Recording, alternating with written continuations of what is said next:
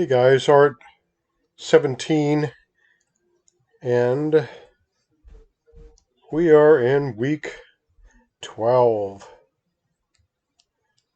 We actually we started late in this online because it was added late to the schedule due to low enrollment in the face-to-face class, so we actually lost some time.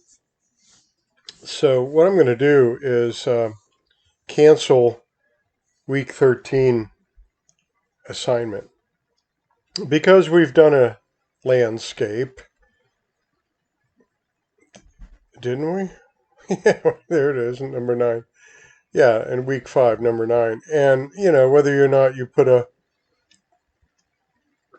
building in it or not, we did do 1 and 2 point perspective. So there were buildings there. Now, to combine them would be a good thing. I think there's some other fish to fry here. So what we're going to do is continue with week 12 as if nothing happened. And we did lose a week also for Thanksgiving. So, or no, did I actually post this during Thanksgiving? I think I did. Oh, never mind. So I'm making up for lost time anyway. I think we lost like two or 3 weeks there when we started late. So I'll cancel number 24. I'll send an email out about that too. We're not going to do that one, but if we do these two, that takes care of this week, and then we have another week, and then a makeup week. I think a lot of people are far behind, so I think I'll just cancel the human figure drawing too, because I think moving water and still water can be combined, and that might help everyone out to have a little less to do. So let's go ahead and cancel week 13 assignments. That's including the homework. And week 14. We'll pick it up again after this week with week 15. And then we'll have a week of being able to make up work so everybody can get on board. Because we've done a lot of assignments already. I think there's, some 37 potential assignments here, including the midterm and the final to get a grade on. That's quite a lot. So I'm okay with canceling these 3. 25, 24 homework, and 25, okay? And we'll pick it up here and I'll do a video on that. So anyway, we're going to talk about the 3/4 view portrait because you have done a profile, you have done a full face, right? And now we can do a 3/4, which is kind of picking up on that. You have a little practice on that. Now you're twisting the face slightly to the side and doing the portrait. Not it right there. I will provide a video that goes step by step on that. Basically, you're again creating an egg shape with a jaw line from the ear. And you do that by making sort of a ball shape here and then continuing down with a jawline here.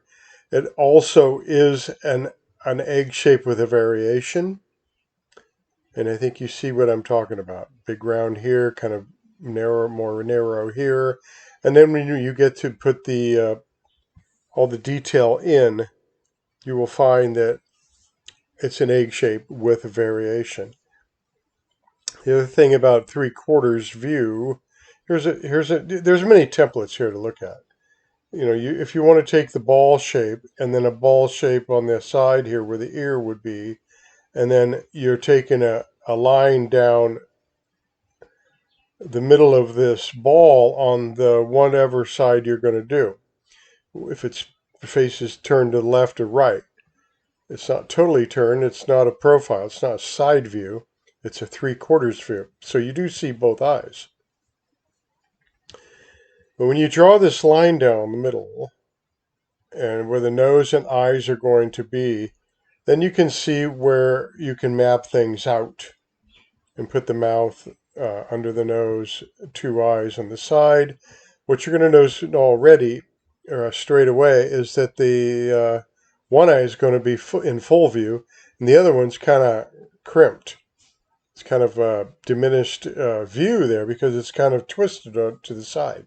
You're looking over the bridge of the nose onto the eye. You don't see all this space right here between the bridge of the nose and the eye. And also the eye looks like it might be right on the side of the face right there. So you're losing some space there, and that's a good way to get this done. And think about that eye is going to be kind of behind the bridge and the brow of that side of the eye, head and eye. And then you have the curve of the forehead and the brow where the eye socket starts, and then it dips in, and then you have that cheekbone. So all that's visible right there where it wasn't before in the full face or the profile, but now it is. So you see that side of the face right there where you have the brow, the forehead, brow, dips in for the eye, comes out for the cheek, comes in for the cheek or the jowls area, and then maybe a little out there where the lips and chin meet. And then you have this chin line into the jawbone, which ends up right by the ear. So the ear looks a little further back than normal because it's way back over here and you're kind of twisted. You can have the eyes looking at you or looking away from you straight away. I'll show a video on that, and I'm not sure which way they're going to do it. But then all the other aspects of shading are what we've been working on all term, all semester. And lips are shaded the same as everything else. They have a shape. They're catching light on part of them and not on the other part. Like the under part is darker and the top part is a little lighter, and that's going to give you the shape of your lips. Same with the side of the nostril. This is catching the light. This isn't as much going back into here. And you have sort of a line that's catching the light, and a tip of the nose catching the light, top of the cheek catching the light, bottom of the cheek, not as much. Down in here, the jowls, not as much. Chin and side of the face, yes. Forehead, parts of it are and parts of it aren't. Brow, yes, catching the light. And that's how you map it out. Now, I want you to either take a photo of yourself or someone else at a 3/4 view with a single light source, preferably that isn't straight on the face from the front, because that's not going to give you a lot of contrast, like we've been talking about. Like this is a very strong, even though this is not drawing.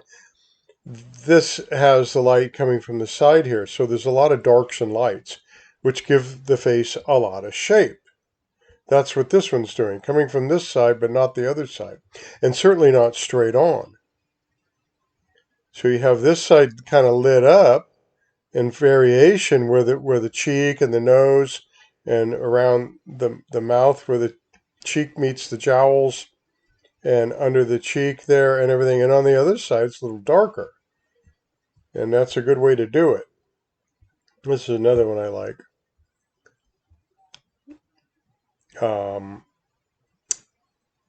The light source is kind of coming from the top, this right side, or if you want to call it the right side. That, when you're looking at a face, you're talking about, well, is this my left side or the right side of my face? Well, as I'm looking at it, it's the right side of the face, and that's the left side. But when you're looking at me, that's your left and that's your right. So, I don't know.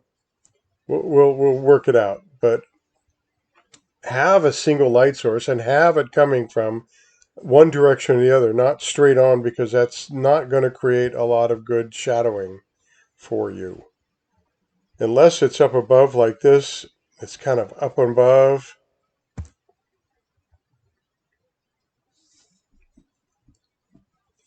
And so there's shadowing on the brow and the eyes and here under where the chin starts and the bottom of the nose. So that gives a lot of shape. It depends, but that's what you really want to look for, something that's giving you a lot of shape. So set the light up that way when you're going to take the photograph of somebody or yourself in a 3/4 view. This is not 3/4.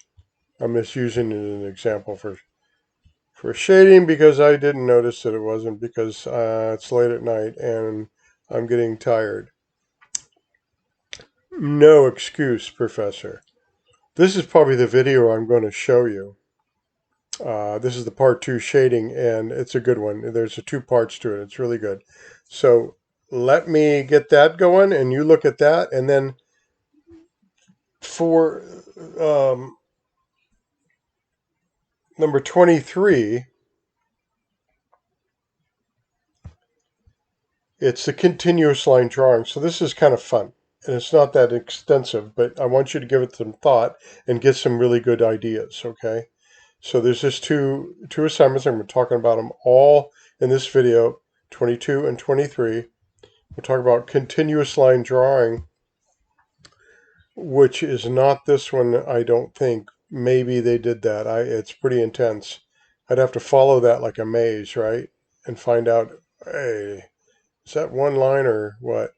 This is more of the one line drawing.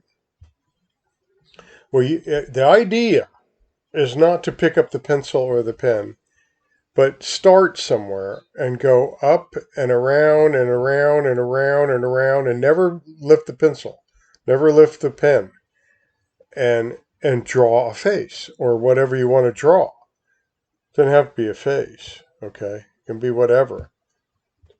This guy standing is a pretty good one. But you see what I mean? It's a continuous line drawing. Some of them are really intricate, and you can do it. You just have to, focus in, get into the zone of focus in on what you're doing and see it in your mind as you're drawing it. And maybe you are looking at a model, or maybe you're making it up. But you see how this works. And the spokes here, it's not literal. This is an impression, obviously. But I would say that's wheels on a bike, and it's a person riding a bike, preferably a girl with long hair. But I don't know; it could be a guy with long hair. So you see what I'm going for here. And there's many ways to do it. A lot of people are doing people. I'm not saying you have to do people. You can do whatever. Okay? You pick the item, you pick the subject, and draw it with a continuous line drawing. It's very abstract. Very Picasso, in my opinion, with eyes and stuff and noses and mouths kind of offset and placed elsewhere. That's fine. It can be very abstract. I'd like to see some sort of subject matter, though, rather than just a bunch of scribbly lines. But something this subtle could be very interesting. This is very quick drawing, but you see it's one line and it's very nice. It is a little abstract for sure, but these are great. Okay, so I think you get the idea on the continuous line drawing. Now, the challenge is for you, and since nobody's watching you and making you do this, that you're going to do it correctly. You're going to have the discipline to set your pencil down somewhere and then start drawing with a continuous line. And even if you have to go over something again, like an Etch-a-Sketch, you'd have to go over something. Maybe if you didn't want to add some sort of line that didn't match up or meet up with something, maybe you go over a line and come back or something. You might have to do that, but for the most part, maybe not. But you see what I mean? You can get a lot of content here and a lot of shape. There's no shading necessarily, but Some of them are shaded, like this one slightly is. Because they went over and over and over in different parts in different areas. Some places may be darker than others. If you can get that together, that's really great. Like this one. There is some shading around the eyes. I don't know how. I think they just darkened in these areas and then they came out of that area to another area. But they never left the pencil draw up or the pen. Actually, a pen is a good way to do it with a pen. Okay, so you got your continuous line drawing. It can be anything. It could be something like this too. It's a practice. It's a little experiment. Have fun with it, but do something, give it some thought and give it some creativity and make it as nice as possible. All right. So that's going to be it for now and this week. And like I say, I'll probably continue on with like week 15. We'll skip 13, 14, do 15, and then we'll have a week where we produce our final and makeup week for makeup assignments. All right. So we'll talk with you next week and have fun with this one. Thank you.